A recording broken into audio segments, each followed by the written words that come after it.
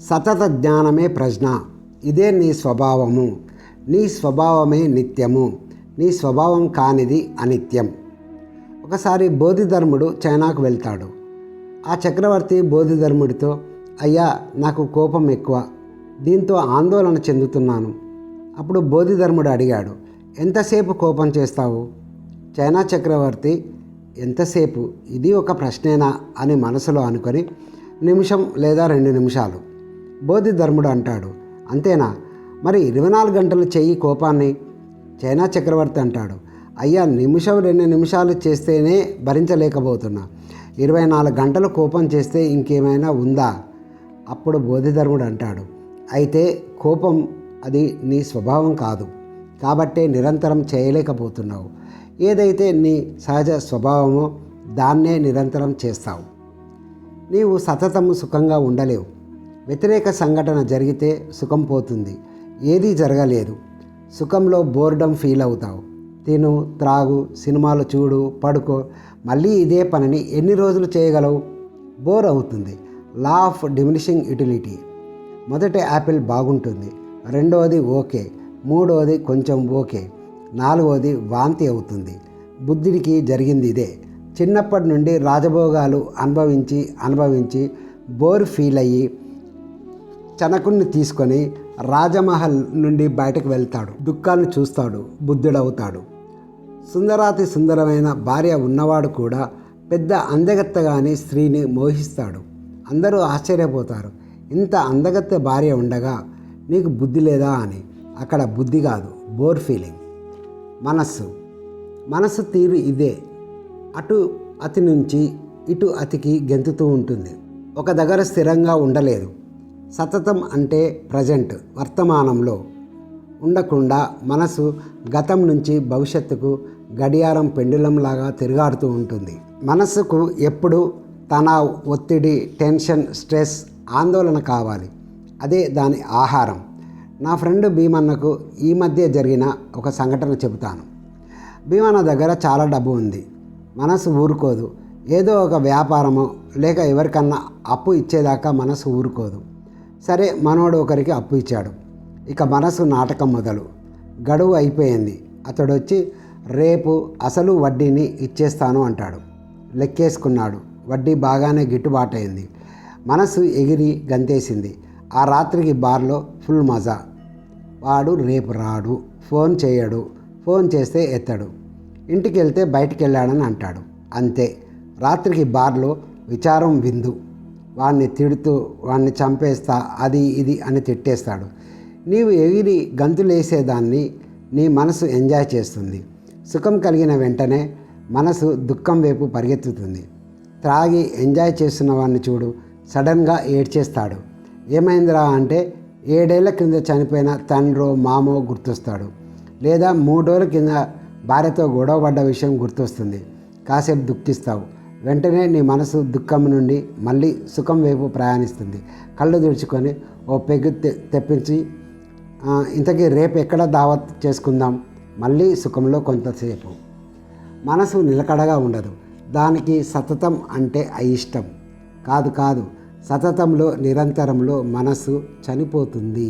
Bertrand Russell మోక్షం గురించి ఓ దగ్గర ఇలా అంటాడు, నాకు మోక్షం వద్దు, స్వర్గం పోయి ఏం చేస్తాం, ఓ శిలలాగా కూర్చోవాలి.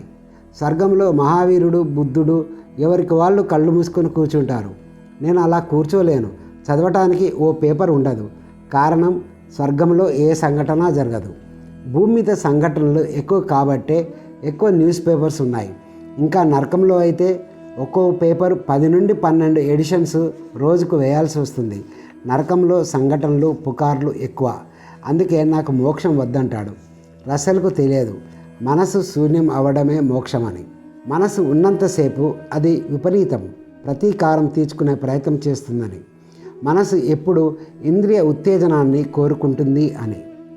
భీమన్న ఇంటిలో నేను అతిథిని.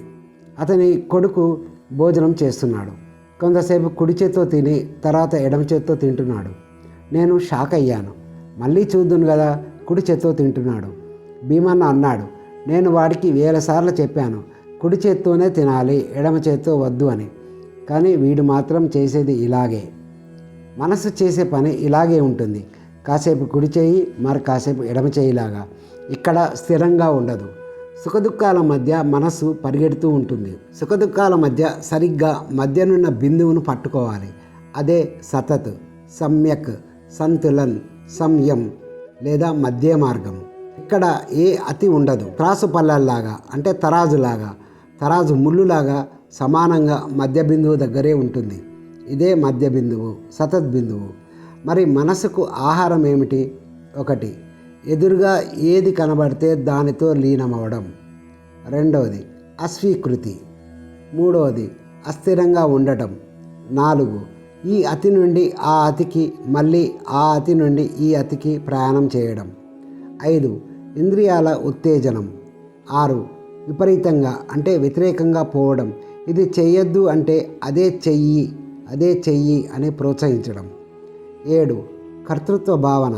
నేనే చేసేవాణ్ణి, నేనే చేస్తున్నాననే భావన. 8. అమర్ బేల్లాగా అల్లుకుపోతుంది. అందుకే నో ప్రతిక్రియ, నో ప్రత్యుత్తరం, అవును వద్దు ఇవి కూడా అహంకారమే. 9. మనసుకు నిరాహారం చేయాలంటే ఉపేక్ష, సైలెంట్గా దూరంగా ఉండడమే, గమనిస్తూ ఉండడమే. ఇది మనసుకు నిరాహారం. నేను కాదు విచారాలు చేసేది, నా మనసు చేస్తోంది, నేను చూస్తున్నాను. ఇది మనసును అధిగమించే మార్గం. సతత్ భావనే బుద్ధత్వం, శివత్వం. ఇది శాంతావస్థ, ఏ అతి లేని అవస్థ. ఆనందం ఉంటుంది. సూర్యుని మధ్యాహ్నపు ఎండలాగా కాదు, నిండు పున్నమి చంద్రుని వెన్నెల్లాగా. Cold fire. ఆస్ట్రల్ ట్రావెల్ చేసిన వాళ్ళ అనుభవం ప్రకారం అంతటా చల్లని వెన్నెల వెలుగులా ఉంటుందని. ఆనందం గురించి చెప్పలేం, అది అనుభవించేది.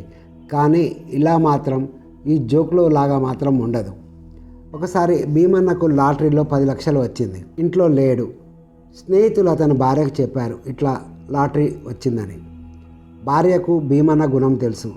చిన్న ఆనందం వస్తేనే తట్టుకోలేడు. 10 లక్షలు వచ్చిందన్న విషయం చెబితే హార్ట్ అటాక్ వచ్చి చస్తాడు. మరి ఎలా? ఆ ఊళ్ళో జ్ఞానిగా పేరొందిన గుడి పూజారిని సంప్రదిస్తుంది. పూజారి చాలా ధీమాగా నేను చూసుకుంటాను, నువ్వు పోవమ్మా అని అంటాడు. భీమన్న ఇంటికి వచ్చాడు. కొంతసేపటికి ఆ పూజారి కూడా వచ్చాడు.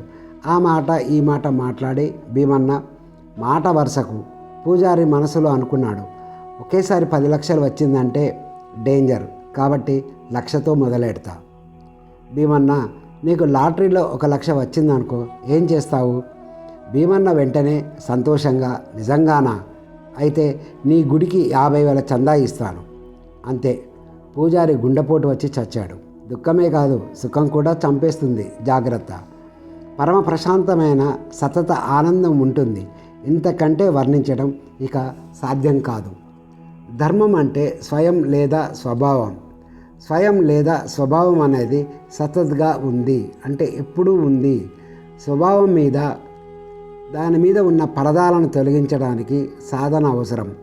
సుఖదుఖాలు బాహ్య వృత్తులనే అంటే బాహ్యంలో కలిగేటివి అనే జ్ఞానం సతతము నిరంతరము కలిగి ఉంటాడు. సుఖదుఖాల నుండి విముక్తి పొంది కేవలి అవుతాడు.